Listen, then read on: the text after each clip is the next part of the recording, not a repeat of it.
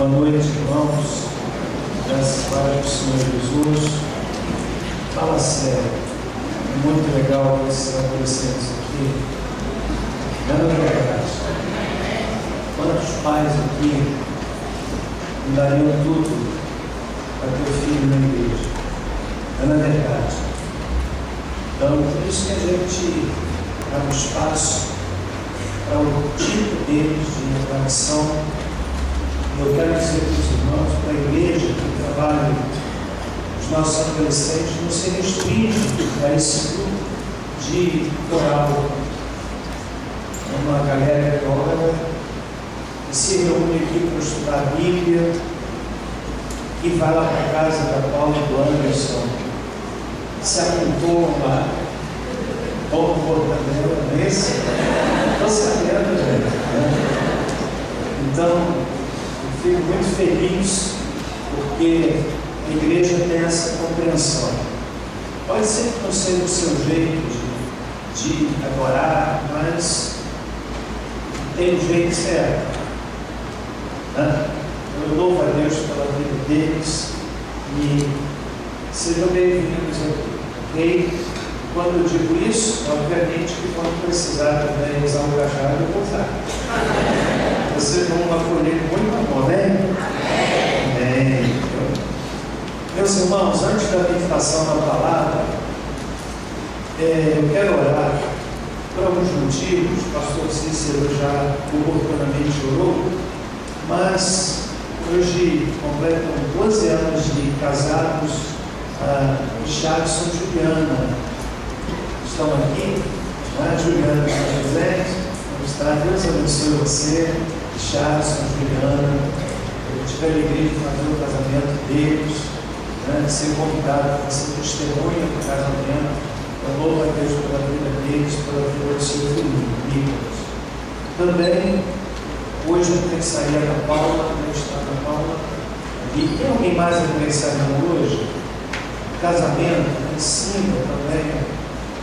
Deus abençoe, ok? E quero orar também por um pedido aqui que me veio de agradecimento pela vida de Ansanã, que foi submetida a uma cirurgia e tudo correu bem. Então nós vamos colocar a nossa cabeça, nós vamos orar e depois então nós vamos meditar na palavra de Deus. Senhor Deus, nosso querido Pai, no nome precioso de Jesus, quero agradecer ao Senhor pela vida dos nossos adolescentes que vivem uma fase tão rica, tão bonita, mas também tão desafiadora. E nesta fase, quando muitos adolescentes criados na igreja se afastam, quando começam a ter contato com as coisas, os manjares que o mundo oferece, quantos adolescentes que saem, alguns retornam, outros não voltam mais, outros se machucam, se ferem, se destroem. Por isso, Pai, eu quero te agradecer por esse grupo tão bonito de adolescentes que se reúne aqui na igreja para orar, para buscar a tua presença. Obrigado pela vida dos seus líderes, Senhor, no nome de Jesus. E agora eu quero te agradecer pela vida preciosa desse casal, Juliana e Richardson, que completam exatamente no dia de hoje 12 anos de vida conjugal. Obrigado, Deus, porque esta é mais uma bênção na vida deles. Obrigado pela vida do seu filhinho também, Nicolas. Obrigado pelos irmãos que estão aniversariando. Nós nos colocamos diante do teu trono e agradecemos por este moço que foi submetido a uma cirurgia e já está em estado de recuperação. Nós te louvamos por isso. Fala-nos agora, através da palavra que vai ser lida, que o Senhor faça do pregador apenas um instrumento, em nome de Jesus. Amém. Abra sua Bíblia no livro de Isaías, capítulo 48.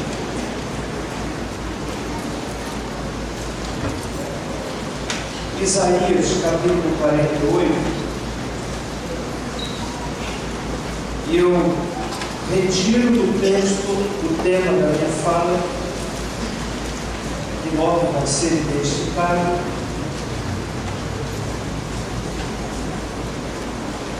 Isaías 48, versículos 10, 11, 12 e 13, depois os versículos 17 e 18. Diz assim a palavra de Deus: Vê, eu te purifiquei, mas não como a prata, provei-te da fornalha da aflição. Por amor de mim, faço isto. Como seria profanado o meu nome? A minha glória não andarei a outra. Dá-me ouvidos, ó Jacó, e tu, ó Israel, a quem chamei. Eu sou o mesmo, sou o primeiro e também o último. A minha própria mão fundou a terra e a minha destra mediu os céus a palmos quando os convoco. Levantam-se juntos. Versículo 17.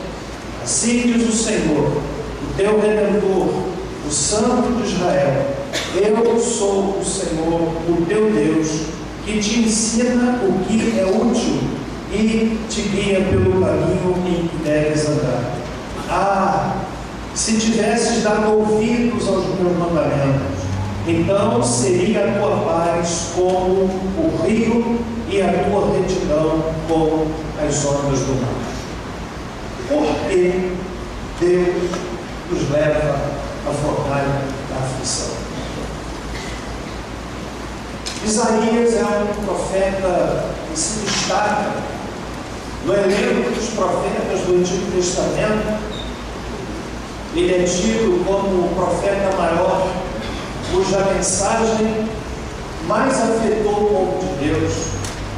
É o profeta que fala sobre Jesus, é o profeta que fala sobre a vida do Messias com uma riqueza de informações que nos encanta. É um profeta exílico e um profeta que começa o seu ministério num tempo de prosperidade material para o povo de Deus. No capítulo 6, capítulo 6 de Isaías, nós temos a identificação do tempo histórico quando Isaías começa o seu ministério profético, no tempo em que morreu o rei Uzias. E essa identificação é, na verdade, importante, porque nos projeta para um tempo na história do povo de Deus sem precedentes. Um tempo de estabilidade política, um tempo de prosperidade material, um tempo de progresso, um tempo de avanço, mas, por outro lado, um tempo de declínio. Declínio espiritual, onde o povo desenvolvia uma religiosidade litúrgica vazia de sentimento, cumpriam todos os quesitos da religião, da adoração, davam todos os passos que caracterizavam a religião do seu tempo. No entanto, era uma religiosidade que não agradava a Deus, de tal forma que no capítulo 1, o Senhor Deus usou o profeta para dizer: eu estou cansado dos vossos ajuntamentos, eu estou cansado da vossa adoração, eu estou cansado dos vossos sacrifícios, porque era uma religiosidade de aparência, era uma religiosidade de estereótipo, sem conteúdo, sem coração, que não agradava a Deus. E o Senhor então levanta este profeta para trazer uma palavra de confronto, mas também de esperança, uma palavra de orientação, uma palavra de incentivo, uma palavra que viesse de alguma forma a acordar o povo daquela apostasia, daquela frieza espiritual na qual estavam mergulhados. E nesse capítulo, que já vai caminhando para o fim do livro, o Senhor Deus usa o profeta para dizer exatamente aquilo que a gente quer tirar como base para a nossa reflexão nessa noite, que é isto: vê, eu te purifiquei, mas não como a prata, provei-te na fornalha da aflição. Sabe de uma coisa? Há muitos de nós aqui que precisamos da fornalha da aflição. Talvez eu esteja até falando a você que já está passando na fornalha da aflição. E aqui no texto, Isaías diz, e Deus fala através dele, que o Senhor nos leva à fornalha da aflição, mas não é como faz com a prata. A prata naqueles dias era purificada de uma forma artesanal, onde ela era colocada num recipiente que era levado ao fogo.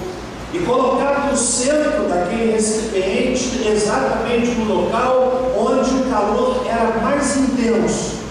E como saber no momento certo que aquele material, aquele minério estava pronto para ser, de alguma forma, utilizado na confecção de pingente, confecção de uma joia? Alguém perguntou ao ourives: como é que o senhor sabe que a prata está no momento certo de ser utilizada? Porque se for retirada de forma antecipada, não tem a sua beleza. Se for retirada de forma retardada, aquele produto se perde. Então, como é que o ourives sabia que a prata estava no tempo certo? Quando ele podia ver a sua face brilhando naquela prata. Mas o texto está dizendo que Deus nos prova na fornalha da aflição de uma forma muito mais intensa. Eu repito, talvez alguns de nós aqui precisemos passar na fornalha da aflição. E na fornalha da aflição, Senhor, Deus quer nos ensinar. Na verdade, o sofrimento é algo que sempre nos intriga.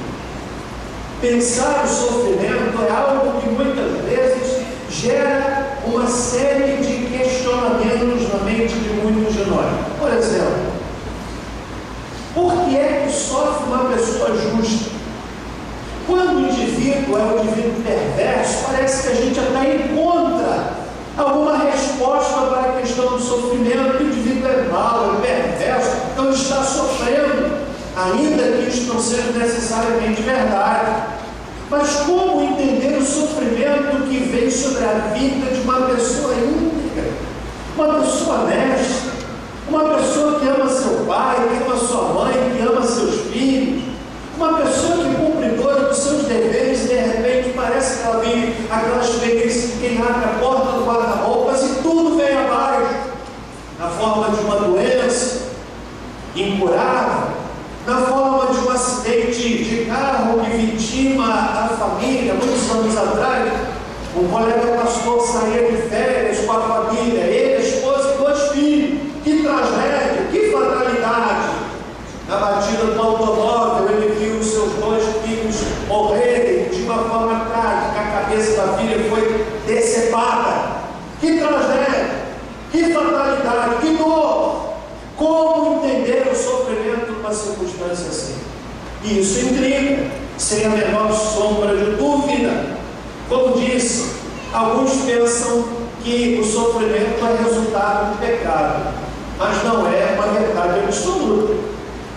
Porque muitas vezes a pessoa está sofrendo não é porque necessariamente cometeu algum pecado. Por isso que a questão do sofrimento é algo que há de intrigar sempre o ser humano. Nessa noite, eu quero encorajar você, eu quero pensar com você à luz da palavra de Deus, quando o Senhor usa o profeta para falar ao seu povo, o que ele diz aqui: proveite na fornalha da aflição. Quando o Senhor nos leva à fornalha da aflição, ele tem algum propósito. Eu quero que você preste bem atenção, sobretudo você que está passando por uma fornalha. Fornalha é lugar muito quente, é lugar de calor intenso, que aqui é usado como uma figura para dizer da intensidade do sofrimento ao qual o povo de Deus foi submetido. E muitas vezes Deus nos leva à fornalha da aflição. Eu quero compartilhar com você algumas razões que levam o Senhor a nos conduzir na fornalha e à fornalha da aflição.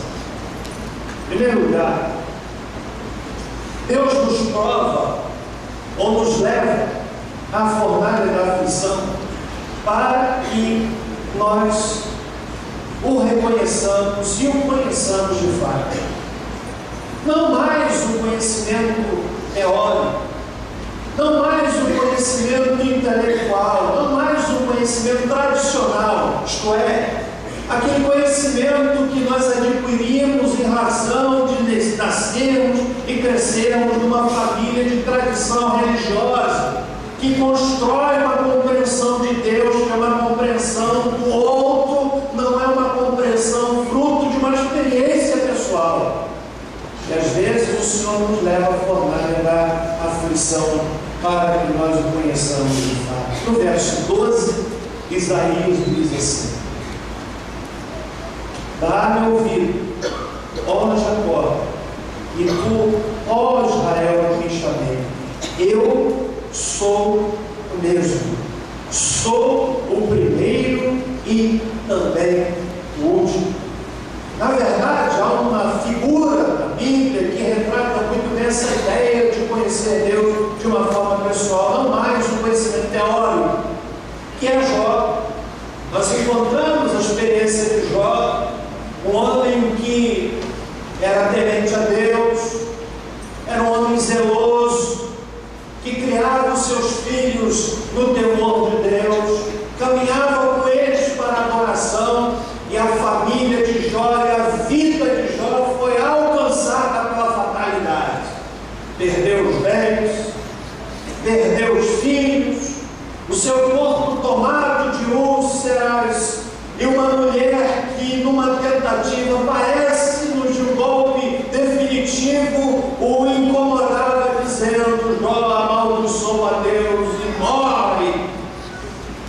Mas a Bíblia diz, lá no capítulo 42 do livro de Jó, quando ele mesmo dá o seu depoimento: antes eu conhecia de ouvir falar, mas agora os meus olhos te veem. Antes a experiência de Jó era uma experiência tradicional, mas agora é uma experiência pessoal que brotou e nasceu no meio da tribulação. A fornalha da aflição nos permite conhecer Deus de fato. E vou repetir aqui uma coisa, talvez alguns de nós aqui precisemos passar pela fornalha da aflição para que conheçamos quem é o Senhor de fato. Talvez alguns aqui que desenvolvem uma religião tradicional, cresceram na igreja, ou se habituaram com a igreja, ou se acomodaram com o ambiente na igreja, talvez precisando da fornalha da aflição para que descubram e aprendam aquilo que o texto diz: eu sou o mesmo, sou o primeiro e também o último, o Senhor dos Exércitos.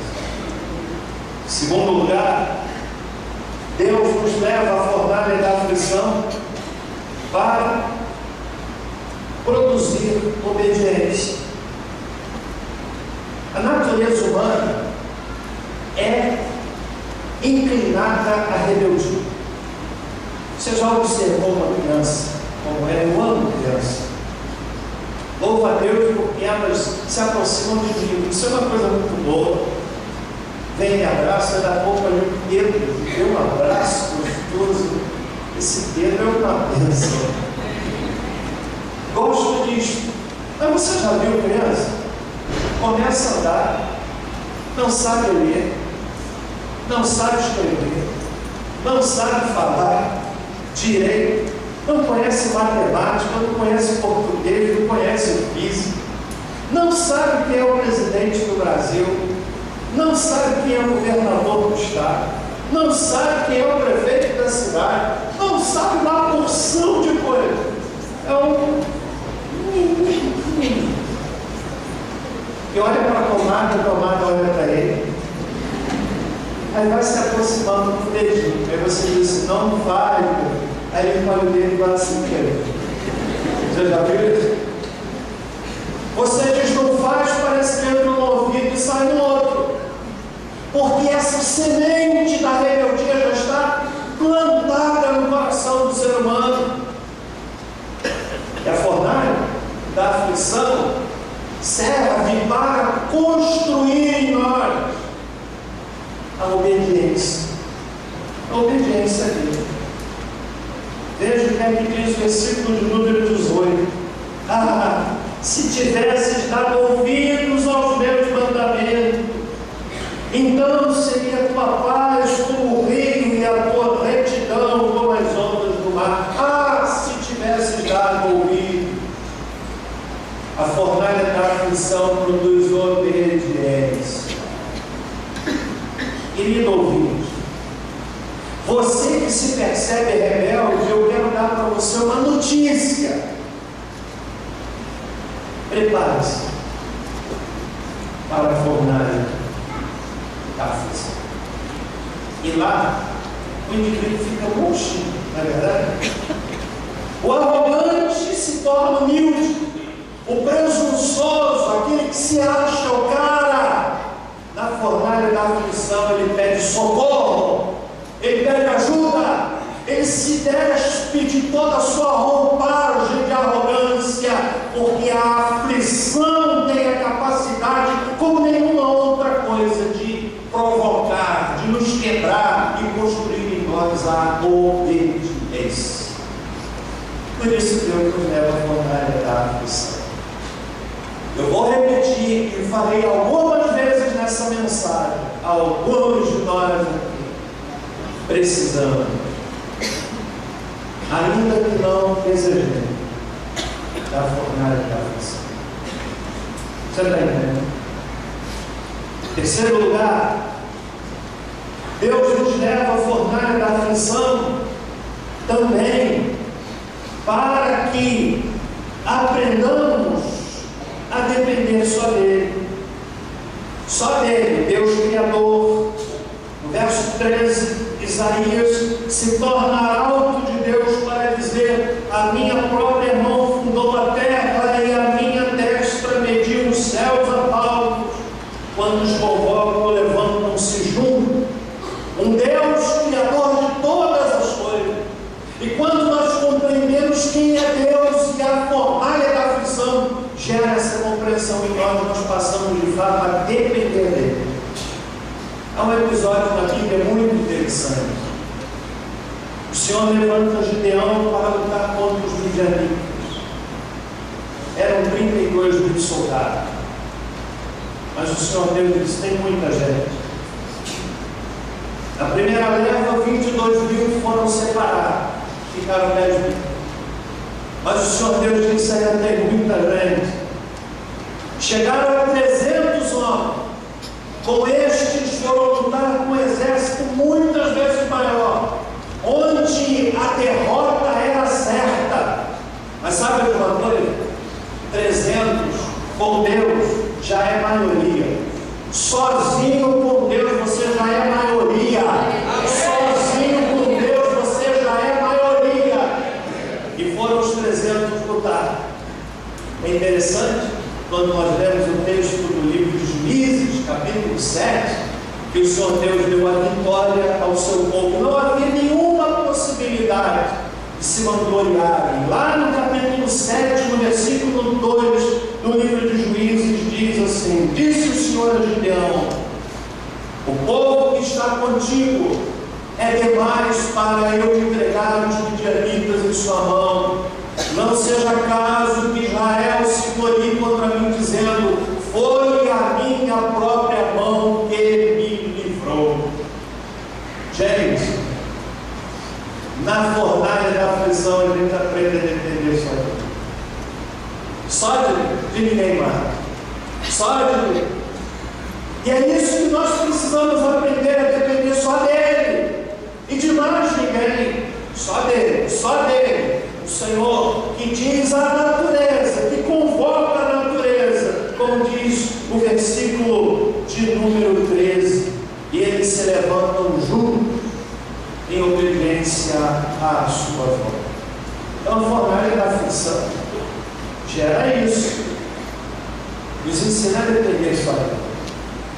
Mas sabem, aí uma outra coisa que nós aprendemos na fornalha da aflição.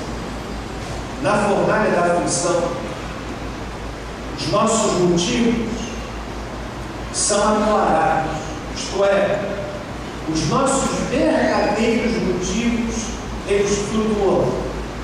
Nós podemos fazer a coisa certa com motivos errados. E podemos fazer a coisa errada com o motivo certo. O ideal é que nós façamos as coisas certas com os motivos certos. Mas entre fazer a coisa errada com o motivo certo e fazer a coisa certa com o motivo errado, na perspectiva humana, é melhor fazer a coisa certa com o motivo errado. Mas, na perspectiva divina, se não há possibilidade de fazer a coisa certa com o motivo certo, e seja feita a coisa errada, mas com o motivo certo, parece estranho. Deus prova o nosso coração. A Ele importa é o motivo do nosso coração. Por isso, Senhor, que a adoração, a coreografia do culto, as manifestações de adoração não impressionam a Deus se o coração de fato não estiver colocado na presença de Deus. E eu mostro isso na Escritura. Deuteronômio capítulo 8, verso 2. Te lembrarás de todo o caminho pelo qual o Senhor teu Deus tem te conduzido durante estes 40 anos no deserto, a fim de te humilhar e de te provar. Qual é o propósito? Para saber o que estava no teu coração, se guardarias ou não o seu mandamento. A tribulação, fornalha da aflição, filtra os motivos do coração. Eu não sei qual é o motivo que traz aqui nessa noite. É do engano imaginar que o motivo de todos é adorar a Deus. Penso, suspeito, imagino que o pensamento e a motivação da maioria seja esta. Mas não é uma verdade absoluta. Pode ser que nós tenhamos aquele rapaz ou aquela moça que vem aqui, porque aqui tem rapaz e moça bonito. Pode ser que o seu motivo seja de imaginar que o fato de ir à igreja há de trazer para você alguma prosperidade material. Desempregado, vou à igreja e no dia seguinte vou encontrar um emprego, pode ser. Ou outros tantos motivos que não valeria a pena nós descrevermos aqui. Mas uma coisa eu lhe digo: a fornalha da aflição filtra os nossos motivos. Eu te purifiquei, mas não com a prata. Provei-te na fornalha da aflição. Você está passando por uma fornalha da aflição? Perceba o que Deus quer que você aprenda na fornalha. Mas ainda, uma outra coisa que nós aprendemos na fornalha da aflição. Nós aprendemos também, irmãos, que Deus não divide a sua glória com ninguém. Vou repetir. Deus não divide a sua glória com ninguém. Leia o versículo 11, quando diz assim: minha glória não a darei a outro. Quantas vezes nós desejamos trazer glória para nós mesmos? Que tolice, que engano, que tolice. No versículo 8 do capítulo 42 de Isaías, nós encontramos a mesma coisa. Eu sou o Senhor, este é o meu nome. A minha glória a outro não darei, nem o meu louvor às imagens de escultura. Deus não divide a sua glória. Deus não aceita que a sua glória seja de alguma forma compartilhada. É dele. Só ele é digno de toda a honra e de toda a glória. Marcos Colgado, escritor apreciado, ele disse uma coisa muito interessante.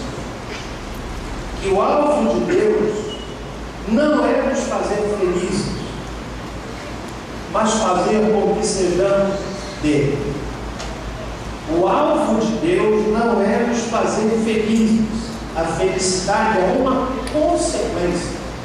Mas o alvo de Deus é nos fazer dele. Que sejamos dele, sejamos propriedade dele. O alvo de Deus, portanto, é nos fazer pessoas mais obedientes. É nos fazer pessoas mais sensíveis à voz dele. É fazer-nos pessoas com o coração quebrantado diante dele. E não tenhamos dúvida.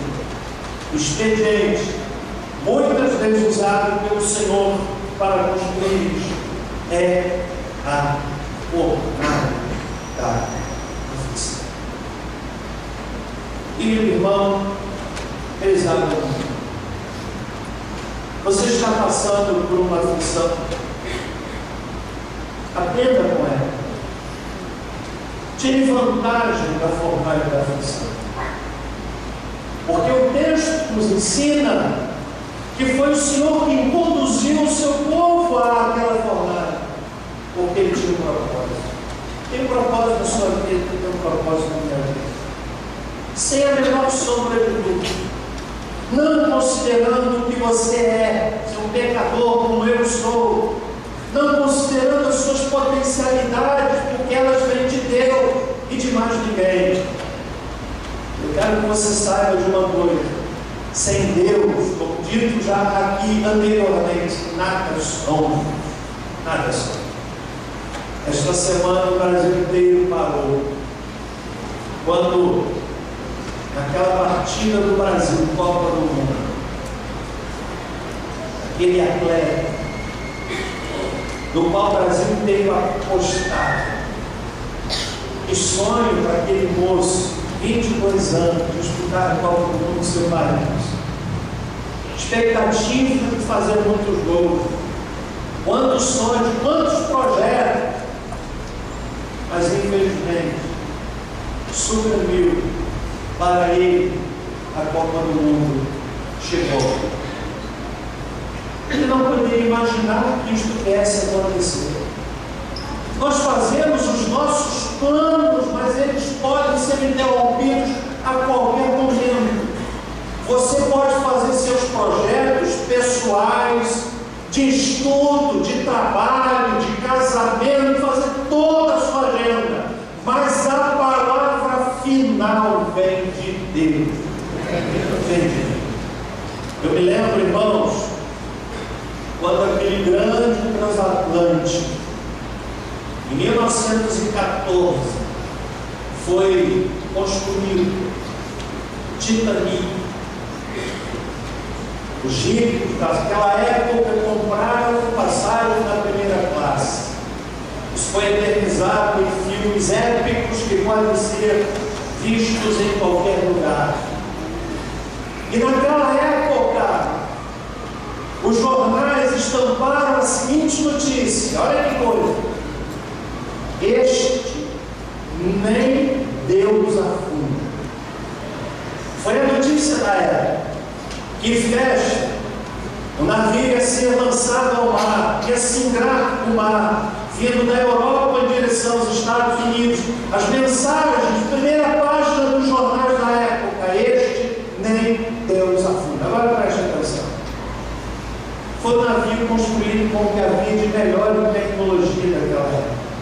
Tecnologia naval, projetado de tal forma que, se ele fosse atingido de frente, ele não afundaria. Mecanismos de comportas que se fechariam e dariam condições do navio chegar até o porto mais próximo e ser recuperado.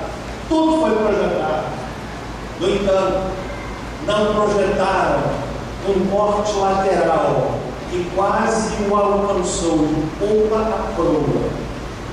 Passando no iceberg, o casco daquele navio foi rasgado, e aquele navio do qual se dizia: este nem Deus afunda, começou a fazer água. E os senhores conhecem a história. Repousa no fundo do oceano a quase 4 mil metros de profundidade. O homem sem Deus